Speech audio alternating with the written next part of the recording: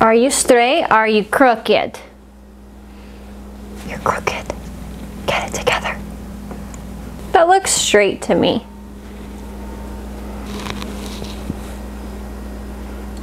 I'm so in the Christmas spirit. Wow.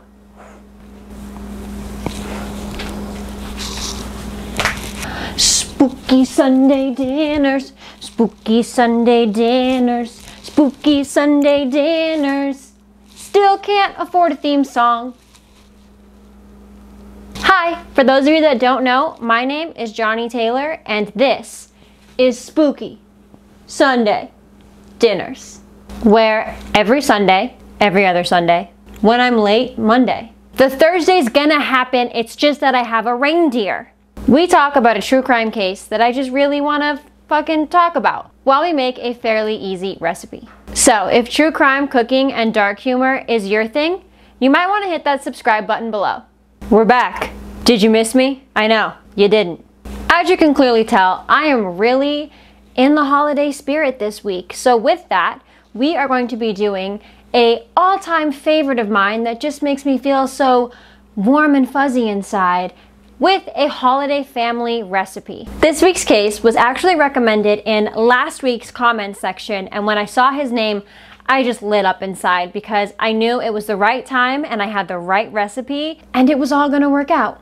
That's why this week we're gonna be talking about the heavy hitter, the one and only, the vampire of Sacramento, Richard Chase, while we make one of my family's favorite recipes during the holidays, funeral macaroni. Now, sidebar, please comment below if this is just a Latin thing or just like a Latin where I'm from thing. Because anytime somebody dies or something happens, this is the dish you make to take to their house. It's like our version of a casserole. But because of that, everybody loves it so much, we started making it for the holidays. And just wait until you figure out why it is the perfect recipe for this case. And with that, you know what time it is. It's Karen disclaimer time. Hey Karen, happy holidays. Karen disclaimer number 1. These are not professional recipes. I do not have the nutritional facts and they're not really for nutritional value. It's just what I feel like cooking that day. So if you make this and you don't like it, or you fuck up and get sick, how could you fuck this up this week, Karen? You could eat all of this raw and you're fine. Again, not professional. Barely scraping mediocre. Karen disclaimer number 2. This is spooky Sunday dinners. Emphasis on spooky. We talk about true crime, murder, disease, all fucked up shit, while we sprinkle a nice dash of comedy on top, because that's how I cope with being obsessed with something so fucking dark. If that offends you in any way, shape, or form, makes you want to pick up a phone and call, text, DM, email me, telling me how shitty of a person I am, hop off, Karen. It's the holidays. All right, funeral macaroni. Here's what you need. As usual, all of these ingredients will be listed in the description below. This is just so you don't get mad at me. The first thing I have prepped and ready to go is I just boiled a box of elbow macaroni. You know how to boil pasta, so I just already did it. Both a can of tomato sauce and diced tomato. Literally any cheese of your choice. This week I'm gonna be going in with my dairy-free Follow Your Heart cheddar and the Trader Joe's dairy-free mozzarella style shreds. Anything that melts or doesn't melt will work just fine. Some foil, because I realized for the past couple recipes I forgot to list that you need foil. And for seasoning, super easy, just salt and pepper this week. All right, I'm gonna put this casserole pasta dish together, and who the fuck is Richard Chase? All right, so all I'm gonna do to this is throw the macaroni, tomato sauce, diced tomato, and as much cheese as your heart desires in your baking dish and mix it well. Don't forget to season with salt and pepper. So Richard Chase, aka the Vampire of Sacramento, was born May 23rd of 1950 in obviously Sacramento. Now, by the age of 10, Richard was actually showing signs of all 3 parts of the McDonald triad. Again, I've brought it up before. If you don't know what it is, look it up because I love it. and you will too. Richard also had a pretty abusive mother and showed early signs of a lot of different mental illness issues that went for sure unrecognized. And high school didn't get much easier for Richard. He couldn't keep a girlfriend and always got made fun of because when he would start dating a girl and stuff would get serious, he was only ever turned on by the torturing of animals or later the stabbing of people. So he's like super healthy in a relationship. As Richard got older, he was known to be a hypochondriac, and on top of all that, he absolutely fucking loved LSD. Like, just, that was the tits to him. Now, it is unclear if it was because of the drug use, but Richard was also showing signs of paranoid schizophrenia, which does usually go hand in hand with psychedelic drug use and his age range. So he was in that like late teens, early 20s. So if there was ever a time he was gonna get it, he was setting himself up real good.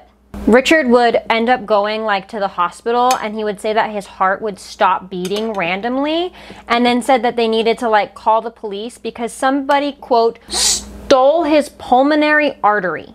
I don't know. There's also a story of he would like take oranges and just like put them on his head and like just squish them on his head because he wanted to absorb their vitamin C. He also believed that his cranial bones actually detached completely from his head and were moving around. And he ended up shaving his head completely so he could see them moving and like try to catch it and stop it from happening. So all of this is going on with Richard. He's going to the hospital. He's freaking the fuck out. Then he tries to say that his mom is poisoning him. So clearly his dad is just like, shut the fuck up, and just goes and gets him an apartment just so he'll get out of the house. So he's living with some friends, and they're complaining that all he ever does is like drink heavily, smoke a ton of pot, and do a ton of LSD. So like, I'm confused because any other like young male at this time would have probably thought Richard was super cool. But they were just over it, I guess. I don't know. The other issue they had was that Richard would just walk around naked all day, no matter who was there. Like any sort of like company would come, anybody was over, didn't matter. Richard just wanted to be totally naked. It is said that Richard was so creepy that his roommates were like, dude, you have to move out. Like, you have to get out of here. You can't live here anymore. And when Richard refused, all of the roommates, I think there was like 3 of them, were like, fine, and they just all left. They couldn't take it anymore. They leave Richard alone at his apartment, and now he's able to really like live his best life and do everything he's ever wanted to do. And this is when he starts to like capture, kill, disembowel, and bleed various animals.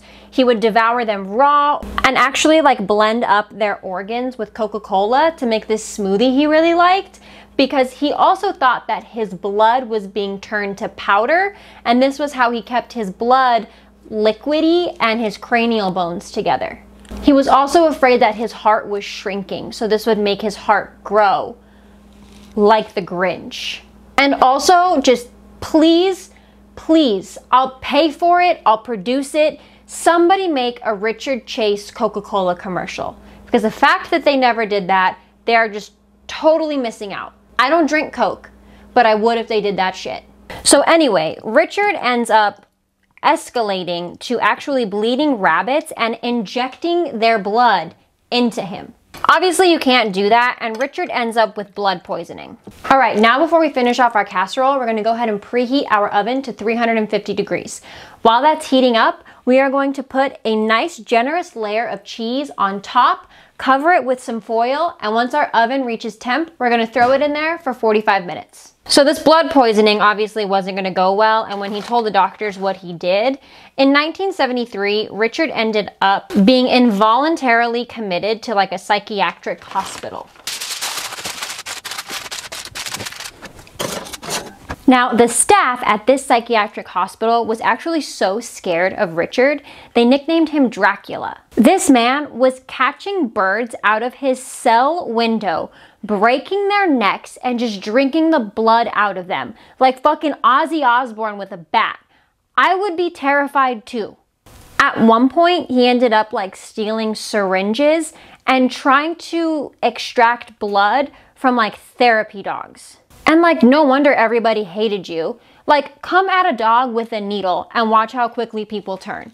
Cause like, come at my reindeer with a needle and see if you have any fingers left. Or toes.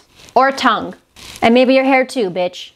But once he was diagnosed with paranoid schizophrenia, they actually were able to like regulate his meds. So he was on like some pretty intense like antipsychotic craziness. And they ended up releasing him in 1976 to his mother, who, if we remember, was super fucking abusive. So what did she do? She just immediately weaned him off of his medication. Then got him his own apartment. Great job. Mom of the year. Obviously, she's so proud because on December 29th of 1977, Richard decides that he is just gonna like go crazy and start shooting up places. So he decides that he's gonna do a drive-by. And this is the drive-by where he actually kills 51-year-old Ambrose Griffin. And later that day, or like that evening, a 12-year-old boy goes to the police and says that there was like a creepy looking skinny man in a Trans Am that shot at him but missed. Richard attempted to enter a home 2 weeks later, and I use the term enter because Richard never really broke into homes. He would just go around his neighborhood and just start trying doors out. If the door was unlocked, he took that as a sign as he was welcome in the home. If the door was locked, you know, he would try the front door, the back door. He just took it as he wasn't welcome and shouldn't be there. So always lock your door. I don't care if you're going to go get the mail. Lock your door. You're going to do laundry? Lock your door. You're not crazy. Lock your fucking door. Richard actually ends up getting into a house, but was actually chased off when a couple came home. When they saw what happened, I guess he like robbed some of the house, but the really creepy part was that he went into their infant baby's room and pissed and shit all over his clothes and in his crib. Because clearly, Richard is doing well. Good job, Mom.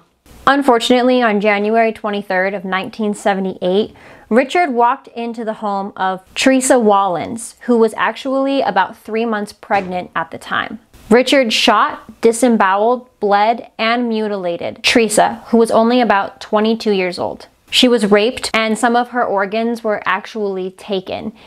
On her kitchen table was a yogurt cup that was filled with some of her blood, where Richard was actually drinking her blood in her home. The hardest part about that is Teresa was actually found later by her husband and dog. So again, lock your fucking door. On January 27th of that same year, Richard entered the home of 38-year-old Evelyn Miroff. Her friend Danny was there, and when he saw Richard enter the home, he was like, what the fuck, dude? And Richard freaked out and ended up shooting Danny. He goes upstairs and shoots Evelyn. He then comes back downstairs and actually shoots Evelyn's son and her nephew, ages 6 and 22 months old. Richard went back to Evelyn's body and raped and cannibalized her. He then took the body of that 22-month-old baby and fled the scene. At this time, the FBI actually does create a profile of the killer that they know was responsible for both of these killings. And what's really insane and amazing to me is that this FBI agent created a profile that was literally Richard to a T. It was exactly what he looked like, what his mental illness was, and his kind of like personality and demeanor. Richard also was so out of it, not in his right mind, and didn't think to clean up anything, obviously. So they had bloody handprints, shoe prints, the whole thing. All they needed to do now was find him. And that was gonna kind of be the hard part. They had to start the search. Just fucking kidding, because yet another twist to another story. They're about to start this search, right? It's gonna be really hard. Everyone's like, how are we gonna find him? And then the phone rings at the police station. And it's this badass, like, freaking HBIC, Nancy Holden, and she calls the police and says that earlier that day, she was at what's called the Town and Country Shopping Center in Sacramento. While she's there shopping, minding her own business, some skinny, creepy guy comes up to her from behind and says, "Were you on the motorcycle when Kurt was killed?" What the fuck, right? Just random as hell. Well, no, because another fucking plot twist, you guys. 10 years prior, Nancy's boyfriend Kurt was killed in a motorcycle accident while they were in high school. Nancy's like, wait, who the hell are you and how do you know this? This is when he looks right at her, right in the eye, covered in blood because he had just killed somebody, no shoes on his feet, and goes, "It's me, Rick Chase." He then follows her, asking her for a ride so she knows exactly where he's going, who he is, and he's just covered in evidence right there. Luckily, Nancy gets away, gets in her car, and calls the police. And this is where it is so important, where if you have a weird-ass feeling about somebody, you can tell them to fuck off in a safe way. You know, if they're like covered in blood, maybe not, but there's a way to do it, you know? Don't be that girl that's like, oh, sure. Don't do it. You don't have to do it. You don't have to give anybody a ride. And you don't have to like take a creepy compliment while we're at it. If somebody like compliments you and it's creepy, you can totally be like, that was creepy, you know? Remember that. Like, tell your kids that. And tell your son not to compliment girls in a creepy way, because that's not cool either. But anyway, so like the police, they put it all together, right? They've got a name, they know where he lives, so they get to his apartment, right? And Richard sees that they're there, and they decided they're not gonna go in right away. Yeah, they're gonna have like kind of like a weird stakeout standoff, but there's really no weapons. It's just kind of like they're playing the waiting game. After some time, Richard actually comes out of his home, still covered in blood, no shoes on, with just like a box of like random things that make absolutely no sense at all. The police apprehend him and then go into his apartment. Once they're in his apartment, they see that it is covered in blood. And I don't just mean like, you know, when you spill something in your kitchen's like covered in tomato sauce. No. It was like the walls, floor, and ceiling were painted in blood. He also had 3 blenders hooked up, ready to make his creepy smoothies. There were also a bunch of like body parts in the fridge and like out on the table, and they entered another Rob Zombie movie. This is like Dahmer shit, but you know, he couldn't clean up after it, so it was just like nasty. So Richard actually stood trial on 6 counts of murder. But to avoid the death penalty, the defense tried to have him found guilty of 2nd-degree murder. So that's a life sentence instead of the death penalty. And this was because of obviously his previous issues with mental illness, his abuse as a child, the whole thing. Alright guys, our first 45 minutes is done. We're actually going to go ahead and crank that heat up to 400 degrees, take the foil off, and then bake it for another 15 minutes. The reason we do this is it's actually my favorite part. The top of the casserole pasta gets like really crispy, crunchy with that cheese on top. So let's do that and then finish this shit up. Now, on May 8th of 1979, Richard Chase was found guilty of 3 counts of 1st-degree murder.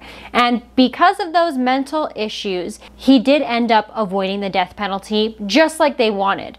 Richard had a really hard time in jail, and a lot of the inmates would actually try to convince him on the regular to go ahead and kill himself. And it's said that some staff members did the same thing. I think it was because everybody was just freaked out and terrified of this man who was basically a real-life vampire. But something really cool that happened was Richard actually agreed to have an interview with that FBI agent that created the profile on him. We could finally know why Richard did what he did, what he was thinking, and what was going on. Richard explained that he actually had to kill the people that he did to keep himself alive, because the Nazis were working with aliens and the Nazi UFOs were going to kill him if he didn't go ahead and kill those people. Seems legit to me. So pretty much absolutely none of this was his fault, and he did what he had to do to keep himself and others alive. But my ultimate favorite part of the story, and there's a couple different versions of it, but you're gonna love it. And the reason we made this kind of like macaroni and cheese with a little twist moment was because at the end of the interview, Richard went ahead and stood up. And when he went to say goodbye to the FBI agent, he reached into his prison uniform and just pulled out handfuls of loose mac and cheese. He then tried to hand it to the FBI agent and said, "They're trying to poison me. Quick, you need to test this." So forever and always, when I eat any form of mac and cheese, or pretty much anything with cheese or mac, I'm gonna think about Richard Chase thinking the Nazi UFOs were trying to poison him. Now, unfortunately, on December 26th of 1980, Richard Chase was found dead in his cell.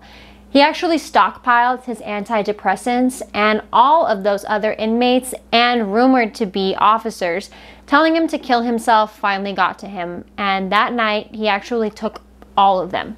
And there's a huge argument whether he should have gotten the death penalty in the first place, whether he was in his right mind or if he could control it. And I really want you guys to comment below and tell me what you think. Should he have gotten the death penalty? Should they have monitored his meds in jail a little bit better? And should he have not even gone to a jail in the first place? A lot of people think that he should have gone to like a psychiatric facility. All right, guys, our last 15 minutes is done. That, you know, vegan cheese is as crispy as it'll get. Let's pull it out and finish this story. All right, guys, here it is, our finished funeral macaroni.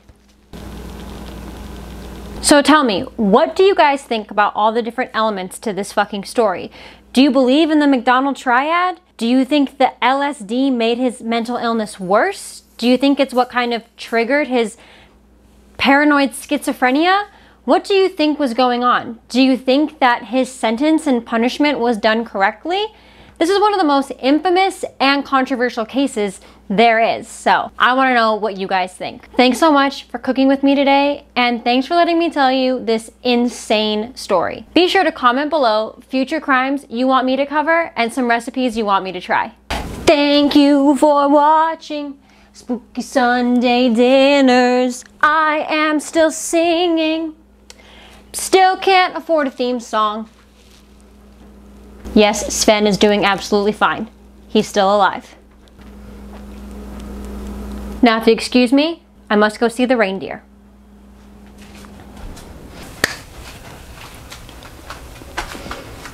We're back. Oh, that's open. Oh, cool, because it's about to die. Perfect.